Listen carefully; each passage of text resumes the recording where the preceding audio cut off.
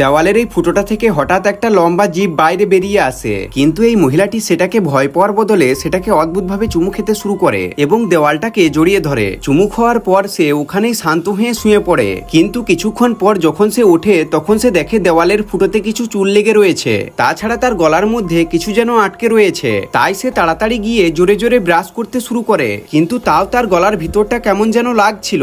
এরপর যখন সে ঘুমাতে যায় তখন তার আবার ওই দেওয়ালের কথা মনে পড়ে, তাই সে আবার তৈরি হয়ে দেওয়ালটার কাছে যায়, কিন্তু এবার সেখান থেকে অদ্ভুত ধরনের এক তরল বের হচ্ছিল। তারপর মহিলাটি যখন একটা ক্যামেরা লাগিয়ে চেক করে তখন সে যা দেখে তা দেখে তার গা শিউড়ে ওঠে, কারণ তার সামনের দৃশ্যটি ছিল খুবই ভয়ঙ্কর। এরপর সে আর একটুও ভয় না পেয়ে একটা হাতুড়ি তুলে নেয় এবং দেওয়ালটাকে ভাঙতে শুরু করে, কিন্তু যখন সে দেওয়াল ভেঙে দেওয়ালের ওপারে যায় তখন সে দেখে দেওয়ালের ওপারে একটা অদ্ভুত দানব বসে রয়েছে, যে তাকে তার কাছে আসার ইশারা করছে। তবে মহিলাটি কিছু না ভেবেই হাতুড়ি দিয়ে দানবটির উপর আঘাত করতে শুরু করে, কিন্তু ঠিক তখনই পুরো দৃশ্য এক মুহূর্তে বদলে যায়। আসলে সে হাতুড়ি দিয়ে তার প্রতিবেশীর গাড়ির 12টা বাজিয়ে দিয়েছিল, আর এতক্ষণ ধরে যা হচ্ছিল সেটা ছিল তার দৃষ্টিভ্রম।